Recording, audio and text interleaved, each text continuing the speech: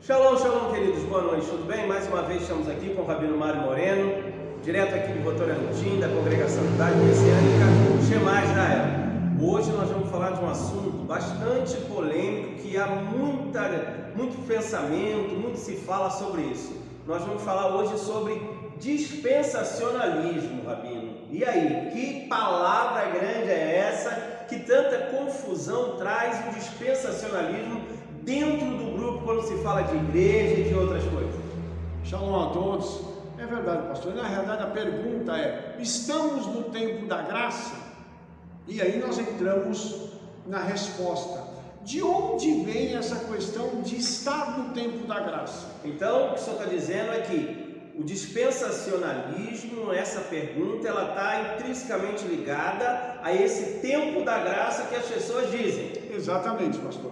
E a pergunta é: nós estamos no tempo da graça? Boa pergunta. O que mais comum a gente ouve é que nós já estamos no tempo da graça, que nós estamos vivendo e que foi inaugurada há 2000 anos atrás, é isso mesmo? Exatamente, isso é o que dizem. Exatamente, isso é a frase mais comum. E qual que é a resposta? Nós estamos no tempo da graça? Não! Não? Agora piorou, né? Então, se o que dizem que nós estamos no tempo da graça e que foi inaugurada mais ou menos 2000 anos atrás, com Yeshua, com Jesus, então o senhor disse que não agora, como que o senhor pode provar isso? Então vamos lá, vamos falar agora sobre o que o senhor falou do dispensacionalismo. E o que é o dispensacionalismo? Eu estou com uma colinha aqui, porque tem uma definição que eu preciso ler para você. A teologia cristã diz que o dispensacionalismo é um sistema de interpretação teológico que divide as ações do Eterno, desde a criação até o final dos tempos, em dispensações, ou seja, como se fossem fatias. Então são tempos que foram criados, é isso? Eles dividem em tempos? Eles dividem em tempos. Então, o que é o dispensacionalismo diz? Qual que é a ideia central? Diz assim: a ideia básica, nesse caso, é que o Eterno tem tentado vários métodos que não têm sido bem sucedidos. Cada método ou dispensação teria sido abandonado totalmente antes do método seguinte ser experimentado. Uau! De tal modo que as prescrições divinas para uma dispensação não são válidas para a próxima dispensação. Isso aqui, pastor, fica parecendo assim.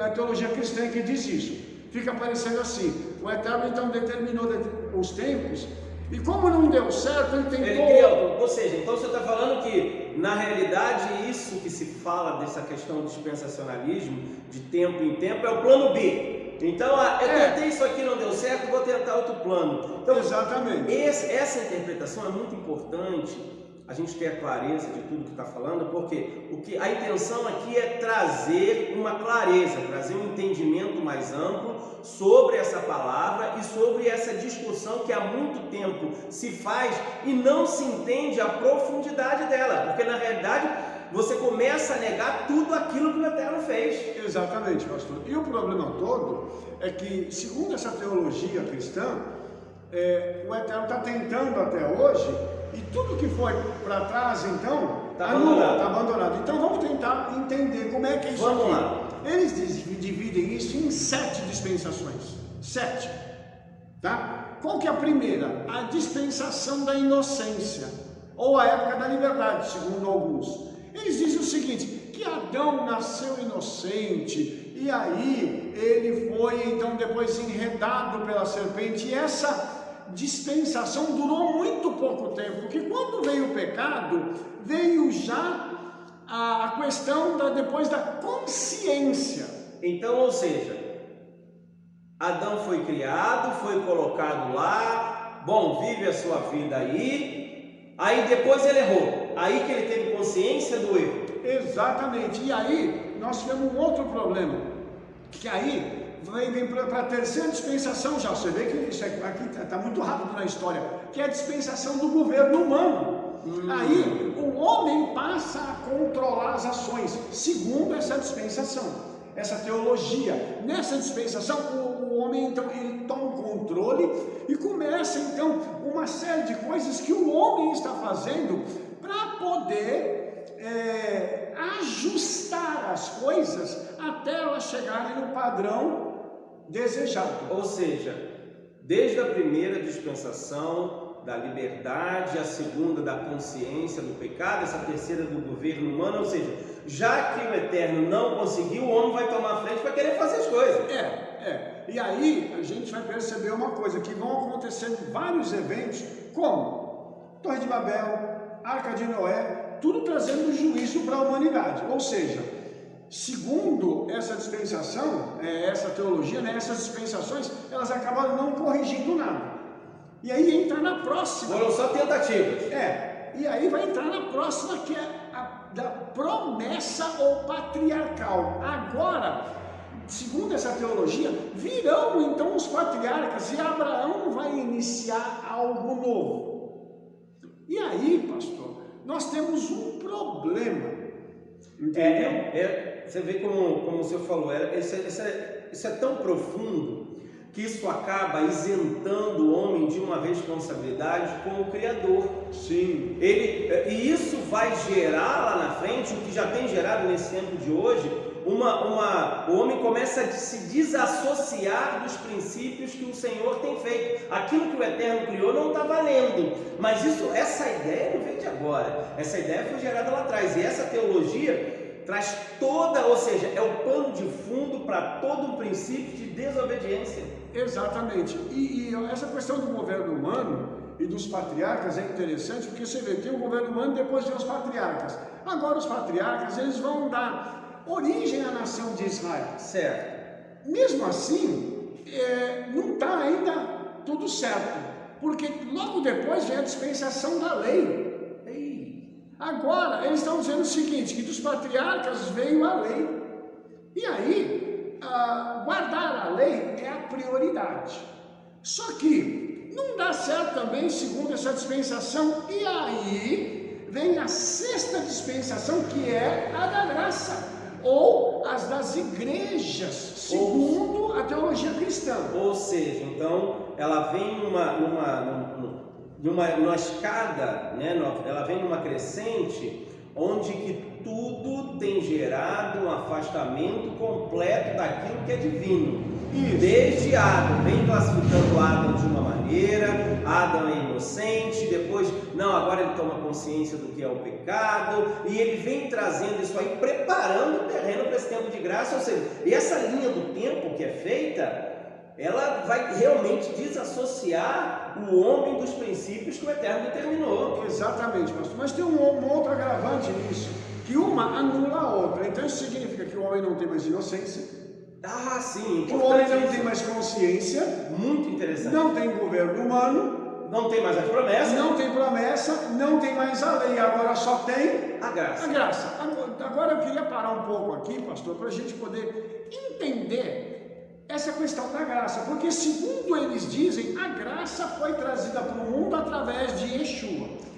Este fato é interessante. Antes de você classificar, você que está vendo aí, mentalizar alguma coisa, mas esse versículo, aquele versículo, entenda a linha de raciocínio, aquilo que nós estamos querendo trazer clareza para você, entendimento para você, porque agora nós vamos entrar no momento que é o mais crucial para que você entenda que nada foi anulado, as coisas vieram de maneira, o Senhor foi abrindo o leque para que a gente pudesse entender, mas não anulou as primeiras coisas que Ele falou. Exatamente. E aí, pastor, nós temos uma questão interessante.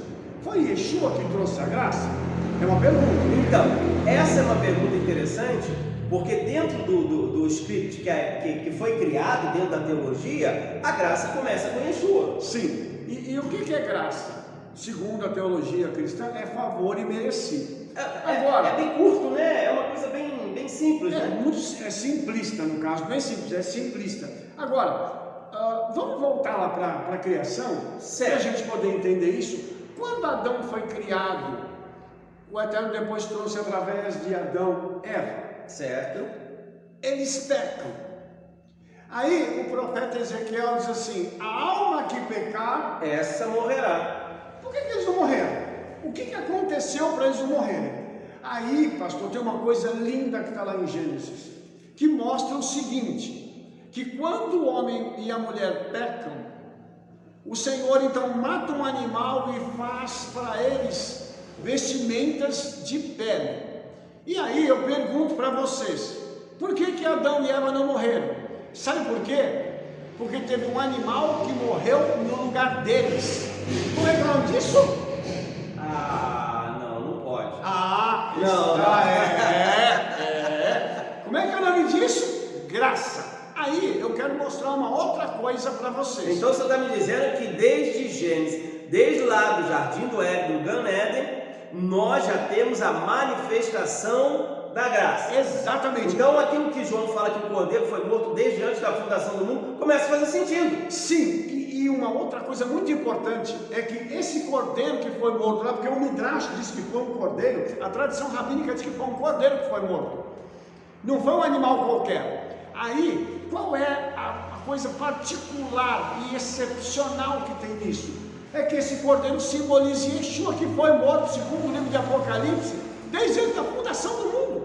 E aí nós entendemos uma outra coisa, que se o cordeiro já morreu ali, o Eterno precisava estabelecer um sistema para que o homem que pecasse não morresse. Aí, pastor, entra a Torá. Por que no livro de Levítico tem tanto sacrifício? Para que o homem não morra. Então a morte do animal é a graça dada pelo Eterno para que o homem possa continuar vivendo sem que ele seja morto após o pecado. Ou seja, nas ações do Eterno ao longo das Escrituras, a graça vem se manifestando, como o Senhor falou, desde o Jardim do Éden até os nossos dias. Então, essa questão de dizer assim, nós estamos na era da graça, nós não estamos na era da graça. A graça sempre existiu. Na realidade, não é que nós estamos, nós não saímos dela. Exatamente, nós não saímos dela. E uma outra coisa, pastor, que eu acho importante que os nossos telespectadores possam entender, é o seguinte: não é só que nós não saímos da era da graça, nós não saímos das outras eras, inclusive da era da lei. Nós ainda temos que viver debaixo da lei. Ou seja, o homem, ele se abandonar o homem à sua própria sorte, você sabe o que vai acontecer? Nós vamos ter monstros em toda a terra, porque o homem vai fazer aquilo que ele acha que é certo fazer. E uma mente corrompida, uma mente que está debaixo do domínio do pecado, você acha que essa mente, ela vai produzir resultados positivos para a humanidade? A resposta é clara, irmãos.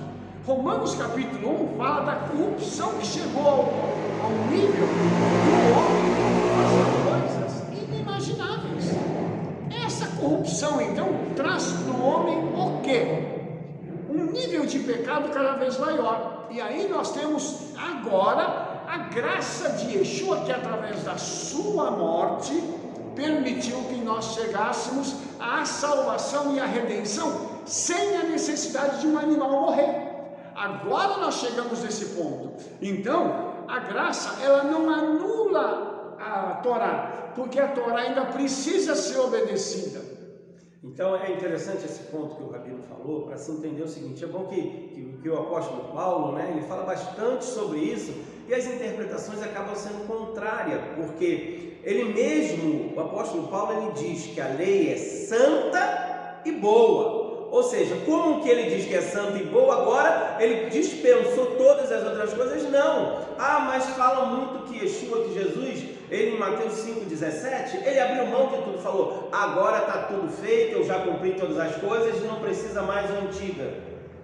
Que é um problema grave que nós temos. A interpretação que ela vem através dessas dispensações, ela acaba cauterizando a mente, não fazendo a gente entender. O que Yeshua disse é que ele veio completar, deixar pleno, deixar claro. Ele não anulou nada, ele veio deixar pleno. E aí, se a gente entender isso, nós vamos compreender o que Shaul diz: se não fosse a lei, eu não teria o parâmetro do pecado.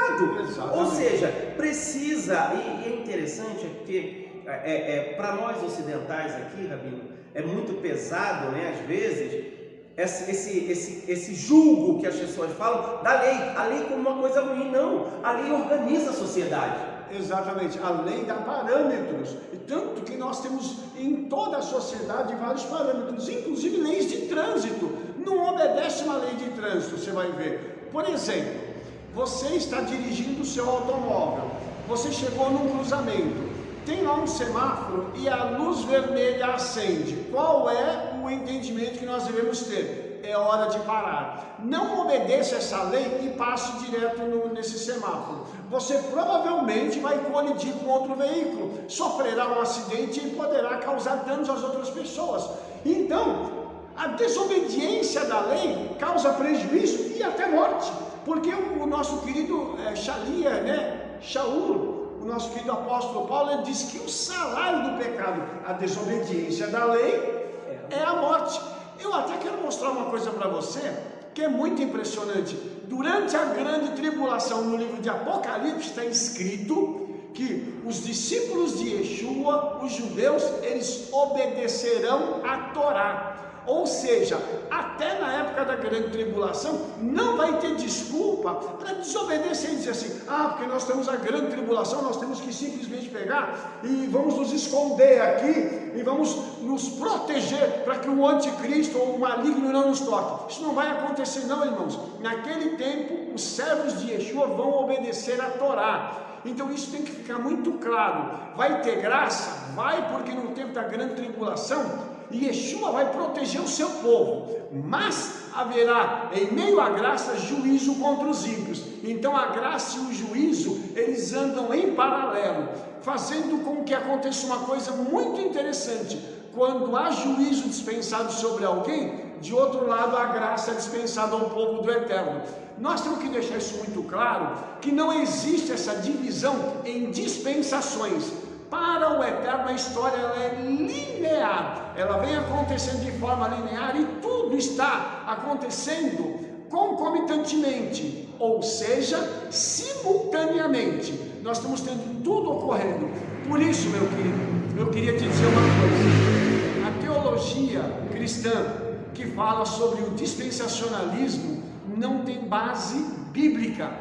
Não há como você afirmar isso biblicamente. Eu estou mostrando para você que a graça já aconteceu lá no livro de Bereshit, no livro de Gênesis, quando o Eterno mata aquele animal para cobrir de pele Adão e Eva. Então, nós não podemos dividir a história em dispensações. Nós podemos dizer que de forma linear, o Todo-Poderoso vem tratando com o homem a fim de restaurá-lo. A graça, através da morte e da ressurreição de Yeshua, elas só fizeram uma coisa: elas só confirmaram algo que já havia sido profetizado lá atrás, quando o Eterno disse que mandaria o Redentor. Só materializou isso, mas dizer que a graça anula tudo e que a graça só começa de 2000 anos para cá, além de ser uma irresponsabilidade, é uma inverdade e é um defeito muito grande que se tem na teologia na hora de se fazer a interpretação das Escrituras. Criar uma teologia que é conveniente, pastor, porque é muito conveniente dizer: estamos na graça, nós podemos fazer abrir mão da lei e fazemos o que nós queremos agora, não tem problema.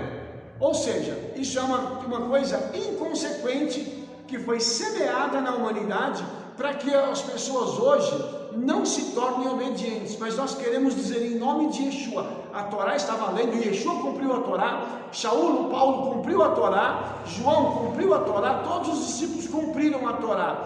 E o recado que Yeshua deixa é que a Torá tem que ser cumprida até o momento em que nós estivermos junto com Ele. Ou seja, a Torá, as leis do Senhor, elas são eternas e necessárias para a manutenção da boa ordem da humanidade. Sem a Torá, sem os preceitos, a humanidade estaria já completamente perdida. É importante você entender isso. Por quê? Porque tirar da sua cabeça esse pensamento que a lei é ruim. Como eu falei, Paulo diz que a lei é santa e boa e justa, então não pode ser ruim. E outra coisa, o filho não anulou nada que o pai falou. Exatamente. Então é muito importante que você tenha isso na cabeça. E bota uma outra coisa que é bastante interessante que o Rabino tocou aqui: se você tirar a Torá, você não tem mais nada. Por quê? Quando Yeshua veio, Yeshua vivia o quê? A Torá. Ele ia para as sinagogas e ele falava sobre o quê? Sobre a Torá. Não tinha o que se chama hoje, entre aspas, do Novo Testamento. Não tinha nada disso. Então, nesse tempo começou a ser escrito muito tempo após a morte dele. Então, é importante que você entenda, fique bem frisado na sua mente. Yeshua, quando veio, ele viveu, e para que ele pudesse ser, entenda isso, para ser o Redentor de Israel, o Redentor de toda a humanidade, ele precisava obedecer todas as coisas. E como que ele ia obedecer a Brit Hadashah? Porque não tinha Brit Hadashah. Exatamente. Mas é por isso, pastor, que essa teologia ela é tão inconsequente, porque leva as pessoas a esse mundo de fantasia, dizendo o seguinte: acabou e não tem mais problema. O nosso objetivo então é demonstrar que isso não existe. Não existem dispensações. Existe uma história linear e existe uma história onde tudo está acontecendo simultaneamente. Essa teologia, infelizmente, foi criada e contaminou a igreja e tem contaminado pessoas até o dia de hoje. O meu desejo hoje é que você entenda que a Torá é válida, todas as escrituras valem, tudo aquilo que o Eterno disse para a gente está valendo. Então, vamos colocar um ponto final nisso, dizendo uma coisa para você: é tempo da gente viver a palavra do Eterno, obedecendo os seus mandamentos, cumprindo aquilo que ele exige, para que nós possamos, através disso, ter benefícios espirituais e físicos, trazendo justiça, inclusive, para o nosso mundo. Porque se não tiver obediência da Bíblia, não tem justiça, e Yeshua trouxe essa justiça. Tanto que ele diz que a nossa justiça teria que ser maior do que a dos escribas e fariseus, que diziam ser uma coisa e viviam outra. Nós temos um padrão para viver, e esse padrão é um padrão de santidade muito alto, e nós não podemos abrir mão desse padrão simplesmente acreditando numa teologia que não tem base, não tem fundamento e que tem produzido tanto estrago ao longo da história. O nosso desejo é que você que está nos ouvindo agora possa entender isso e possa ser restaurado, voltando ao princípio básico das Escrituras, que é a obediência, em nome de Yeshua. É interessante isso que o Rabino falou, para a gente já caminhar para o final do vídeo, é para que você entenda, toda a Brit Hadashah, ela tem uma relação muito profunda dentro da Torá. Se você estudar com um pouquinho mais de cuidado, você vai ver tudo que está ali dentro, tanto nos evangelhos, das cartas de Paulo, todas as coisas, ela tem uma relação profunda com a Torá, e você vai ver ela completamente diluída na Taná, entre os profetas, toda a Brit Hadashah. Então, isso não foi tirado, não foi inventado, não é algo novo, não é. E o que nós estamos querendo passar para você é para que você entenda. E olha, quer aprender mais sobre isso? Rabino, eu queria mais fundamentos. Rabino, como que eu posso ver? Você vai lá, o Rabino tem um canal no YouTube da congregação aqui, né? @Sheba Israel, você coloca lá, tem muitos vídeos que você pode aprender, muitas coisas que vão te ensinar, para que você entenda. E essas dúvidas que nós fizemos aqui, é uma linha de tempo, mas foi muito rápido. Mas lá você vai aprender muito mais coisas sobre a profundidade da palavra. Para que, mas eu queria visitar, eu queria ter aí vocês. Tem como ir? Vocês são uma congregação judaico-messiânica. Eu sou da igreja, ou eu não sou da igreja. Olha, eu não frequento igreja, eu sou da igreja católica, eu sou de outra. Não tem problema. Qual o endereço daqui, Rabino? Nós estamos aqui na cidade de Votorantim, na rua Antônio Munhoz, 275. Você é nosso convidado para estar aqui conosco, aprendendo a Torá ao vivo e a cores. Todo sábado, às 16 horas, nós temos o estudo da Torá. Venha para você participar conosco, e nós temos outras programações também, tá? Então, o nosso convite fica aqui para você estar conosco, tá? Nas terças-feiras nós temos o nosso serviço de oração, 20 horas. E na sexta-feira, o nosso Kabbalat Shabbat, também às 20 horas.